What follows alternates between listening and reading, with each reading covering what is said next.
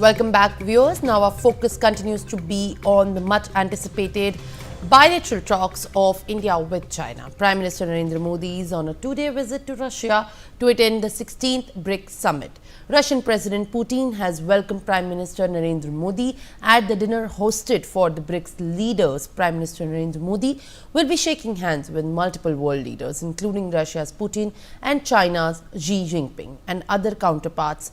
Prime Minister Narendra Modi has met Iranian President and expressed his deep concerns on the ongoing West Asia crisis. India views BRICS as crucial for the global multipolarity. Now for the summit, let's take a look at Prime Minister Narendra Modi's agendas for the BRICS Summit. Leaders are expected to adopt the Kazan Declaration, which will shape the future path of BRICS cooperation. During bilateral meeting with Putin, Prime Minister Narendra Modi is expected to discuss the Ukraine conflict, while Modi is expected to hold the talks around the Ladakh issue on the sidelines of the BRICS Summit. India also aims to build on the target of $100 billion bilateral trade with Russia by the year 2030. A key meeting in November will set new sectoral trade targets led by External Affairs Minister and Russia's Deputy Prime Minister. Hence, these are some of the key agendas of the Prime Minister Narendra Modi in the 16th BRICS Summit.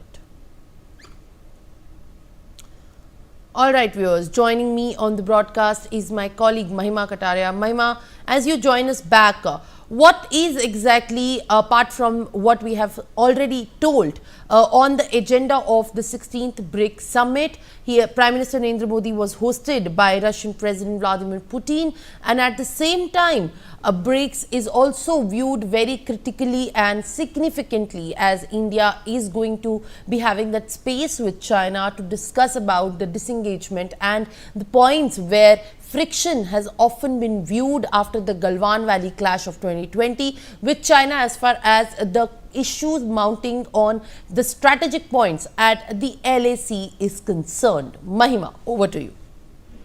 Well, absolutely, Simran. Prime Minister Narendra Modi is in Kazan, Russia for 2 days for the 16th BRICS Summit. And now why this particular summit seems to be really important is, one, that the first major bilateral meeting that took place with Russian President, like you also correctly pointed out, that there have been discussion on trade, defense and energy, and India is expected to sign few deals in the bilateral talks. Now, if we come next, that which bilateral talk was majorly important was with the Iranian president, where Prime Minister Narendra Modi congratulated him on his election and welcomed Iran into BRICS. Now, why this particular bilateral was important? Due to the Chabhar port project, which is crucial for the trade with Central Asia.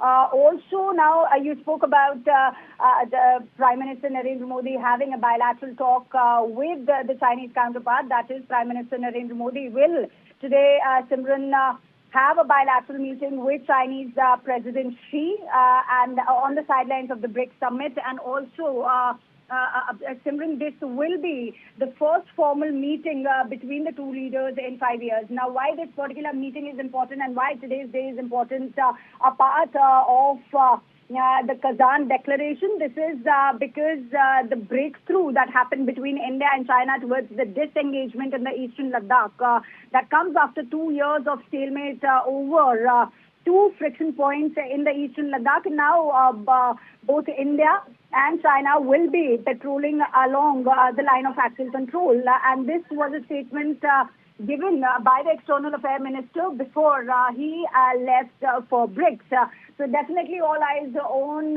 that what today will happen in the bilateral meeting that is going to be held between India and China, where the Prime Minister Narendra Modi will speak and discuss about this disengagement in the eastern Ladakh and also in the parts of Arunachal Pradesh.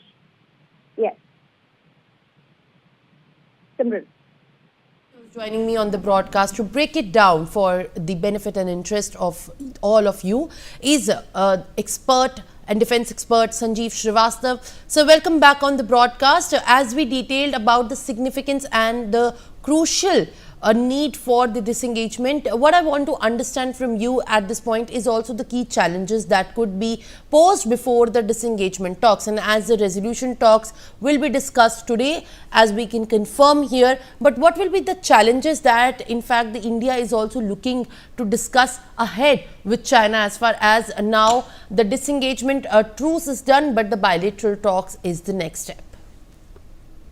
Well, I think we will have to first verify that what kind of actions, concrete actions on the ground, what we say China has taken, and we have had a series of talks, 21 round of commander level talks, and a series of WMCC level talks at the level of foreign ministries.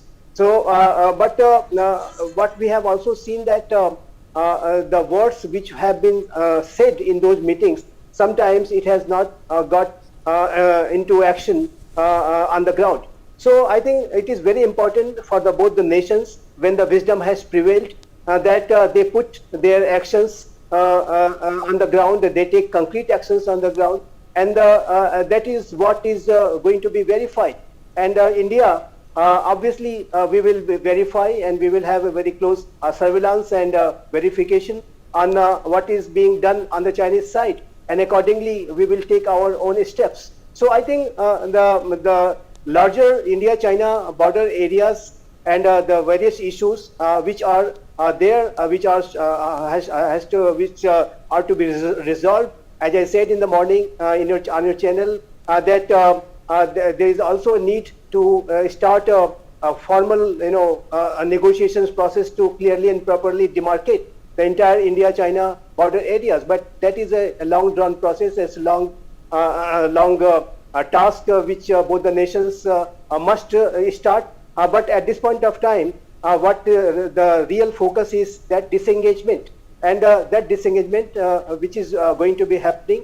I think that is what is going to be India's close watch on, and I think we will be, as I said, we will verify, we will have a very close surveillance on those areas, and accordingly we will take our own steps. But having said that, let me say that a very good fresh beginning has been made between India and China with this kind of agreement and understanding which has been reached about patrolling arrangements. I think that should pave way for the greater bilateral talks and understanding between the two sides. And we are all looking forward to what is going to be happening between the two leaders when they are meeting after a gap of 5 years. I'm sure that the Wuhan talks and consensus, and also the consensus which had been reached in Mahabalipuram, will be revived again.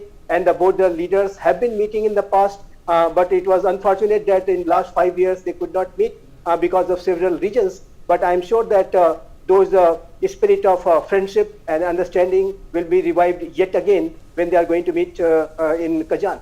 Mrs. Srivastav, in fact, there, thank you for speaking to NewsX and also giving us the perspective of what exactly forms as the base of the key challenges when both the Asian leaders in fact come face to face and shake hand at the much anticipated bilateral talks to be held in Kazan.